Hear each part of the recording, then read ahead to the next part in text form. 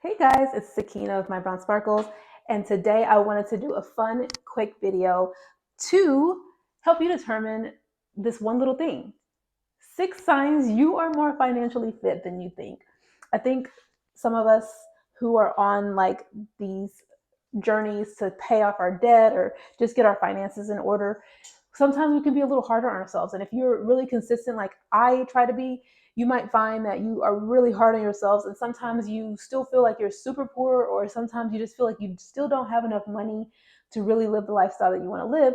And I kind of want to make this video to kind of give you some encouragement and to kind of juxtapose maybe the lifestyles of other people that you really haven't really been considering. Some of these things you really wouldn't even think of, but I had some time to reflect myself, and I was like, wow, like a year ago that would not have been possible, or 2 years ago or 3 years ago operating in this way would not have been something that came to mind. So I know that I'm on the right path and things are actually a lot better than they might seem, and I need to cut myself a little bit more slack. So without further ado, let's get into the video.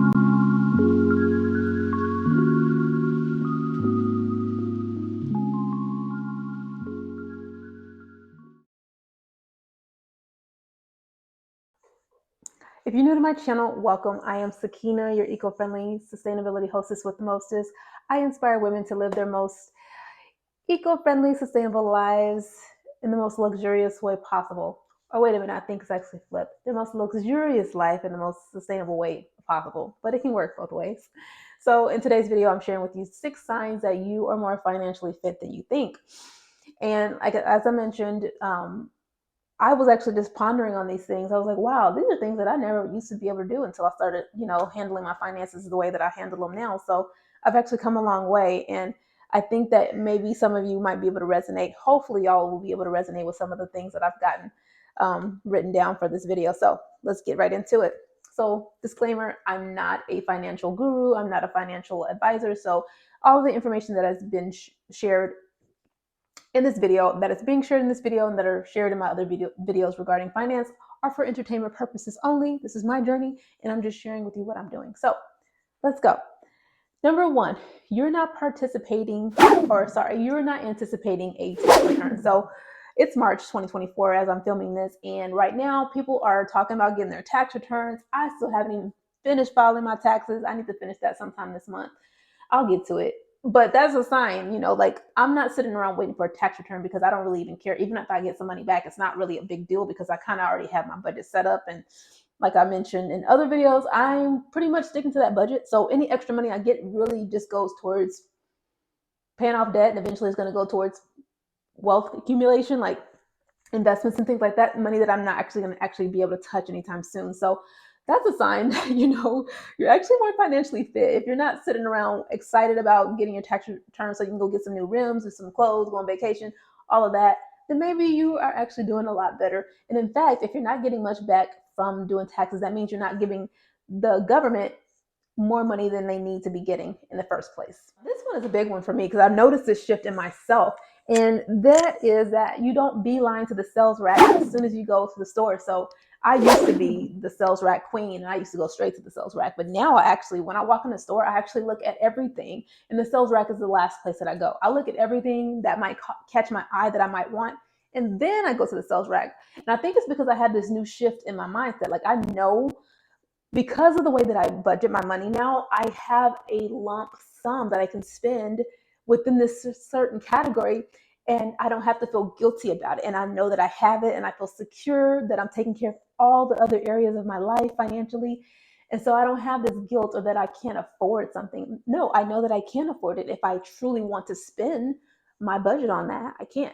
And so that's a big shift that's happened with me. And if you find yourself doing the same thing, you might want to give yourself a pat on the back because maybe you've shifted out of the poverty mindset into the abundance mindset, and now you feel worthy of even buying something at the full price. And that honestly is a really good feeling, not because it's like a brag, but it's like I am no longer feeling like a peasant in my mindset.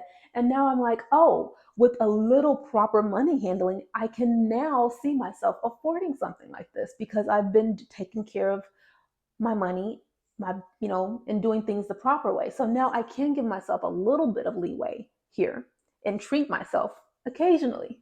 occasionally. But yeah, that's number two. Number three is you can afford to dine wherever you like. This has never been a problem for me. Even before I was getting my finances in order, I've always liked to dine at the nicest places. And I'm not talking about steakhouses. I'm not a steakhouse girl.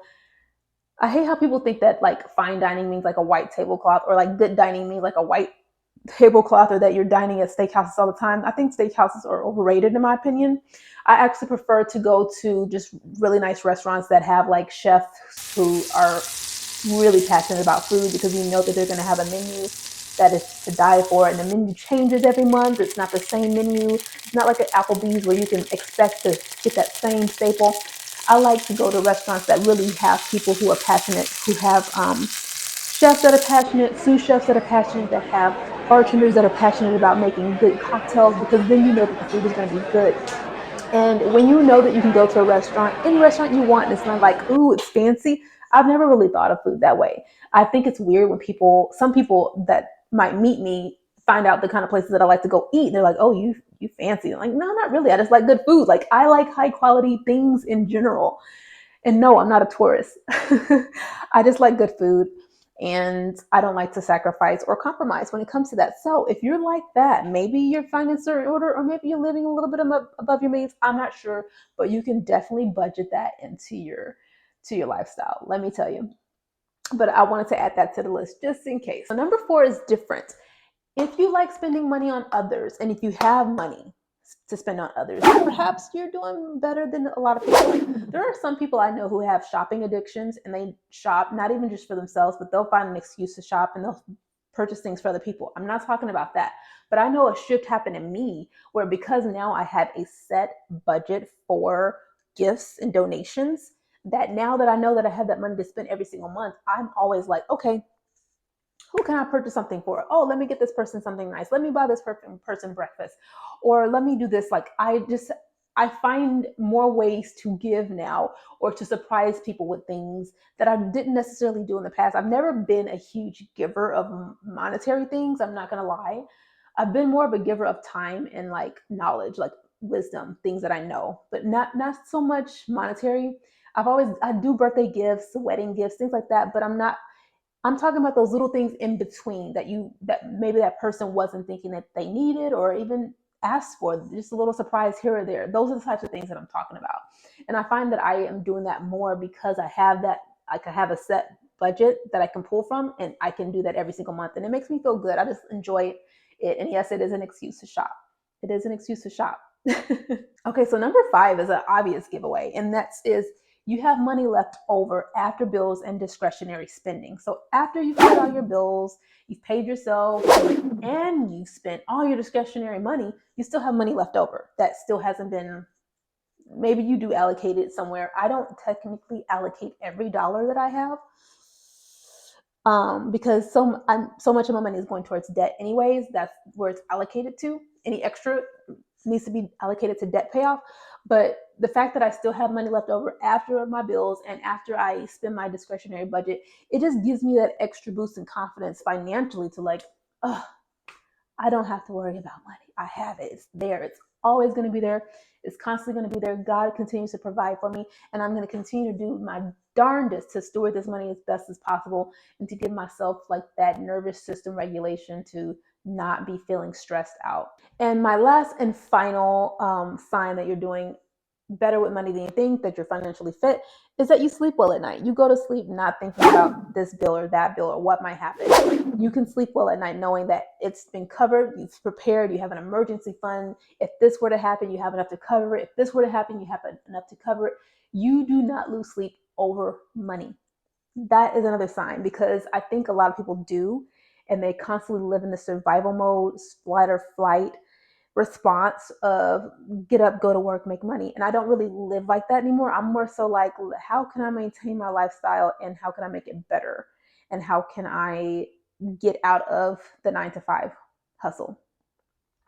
So that's all in the videos, guys. Let me know in the comments how many of how many of the signs in this video do you have going on in your life right now? I'm really curious to see like where my viewers are actually at in their own financial journey. Y'all might be doing better than me. Y'all can give me some tidbits and pointers, because I'm all ears, all ears, always looking to improve.